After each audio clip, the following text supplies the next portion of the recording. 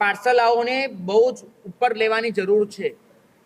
જૈન છોકરા છોકરીઓને વ્યવહારિક શિક્ષણ તો જવા દો, ધાર્મિક શિક્ષણ માટે પણ ખૂબ પૈસો ખર્ચવાની જરૂર છે. તમે નથી આપી રહ્યા. હું પરધર્મના ઉદાહરણો એટલે આપું છું કેમ કે તમે જુઓ એ લોકોએ પોતાને ત્યાં ધાર્મિક શિક્ષણ માટે પણ કેવી વ્યવસ્થાઓ કરી છે. તમે સ્વામિનારાયણની માત્ર સ્કૂલો ન જુઓ, એ લોકોની પાઠશાલાઓ પણ જુઓ. તમને એમ લાગશે કે આવી પાઠશાલાઓ આપણા માટે તો એક સ્વપ્ન છે.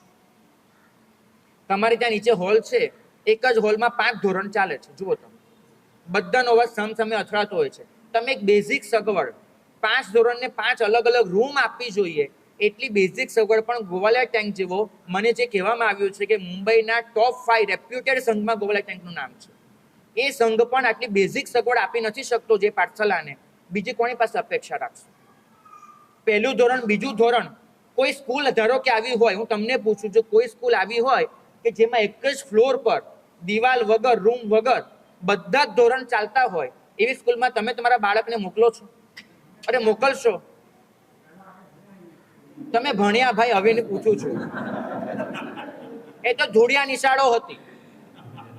અત્યારનો પૂછું છું, મોકલશો? નહીં. પાછલા જુઓ, જરૂર છે પાછલા માટે સ્વતંત્ર મકાનની, જરૂર છે એવા યુવાન યુવતીઓની. હમણાં મલાડ ગયો હતો, મલાડમાં 2 યુવાન મળવા આવ્યા.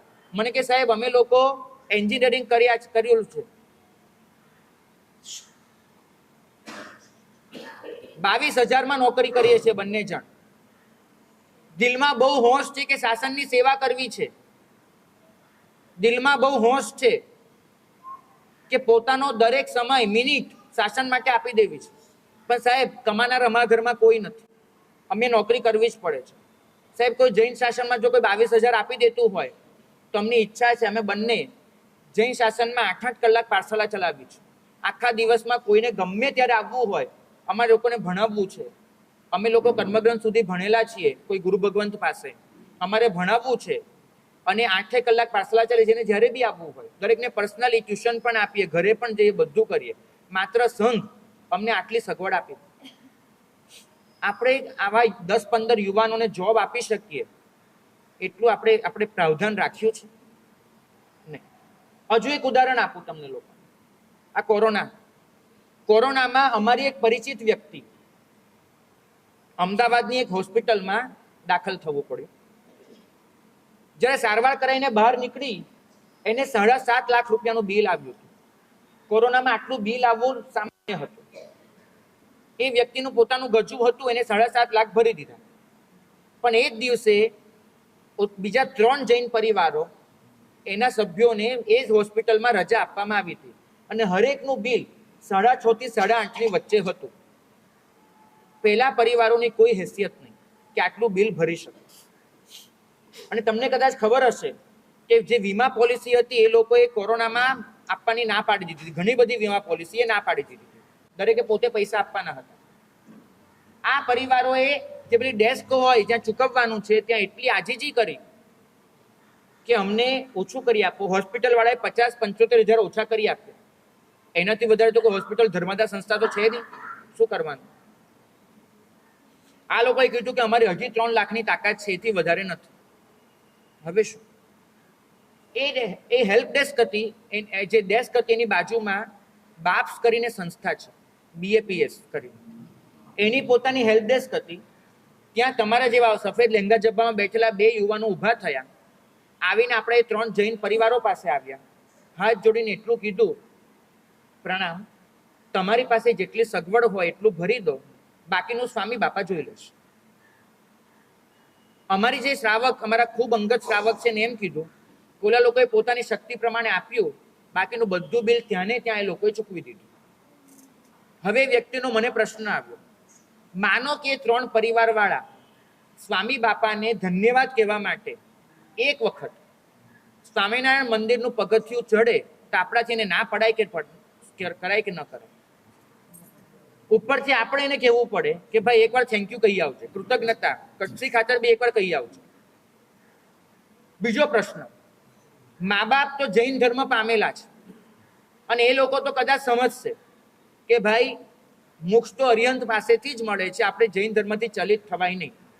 સંતાનો એ વિચારે છે, સંતાનો વિચારે છે કે અમારી તકલીફમાં અરિહંત કામ નથી લાગ્યા, સ્વામી બાપા જ કામ લાગ્યા છે. એ સંતાનોમાં સમ્યક્ત્વ ટકશે જ, એની ગેરંટી કોણ આપશે? અને એ પરિવાર ધીમે ધીમે સ્વામિનારાયણ ધર્મ અપનાવે એની શક્યતા ખરી કે નહીં? મારે એ પૂછવું છે કે કોરોનામાં આપણી કઈ સંસ્થાઓ એવી હતી કે જે સંસ્થાઓ પાસે 7.5 લાખના બિલ ચૂકવવા જેવી સગવડ છે? હશે, એકાદ બે જણનું મેં કરાવ્યું, કોઈ મોટા આચાર્ય ભગવંત હશે ને 2-5 જણનું કરાવ્યું હશે. પછી શું? આપણે તો 5-5 હજાર રૂપિયા આપીને છૂટી ગયા. આવા બિલ, આ બધું. અરે કોરોનામાંથી ઊભા થયા પછી કેટલાય લોકોને હજુ કળ નથી વળી. જોબ ગઈ છે, પાછી નથી આવી, ધંધો બેસી ગયો છે, નથી ચાલુ થયો.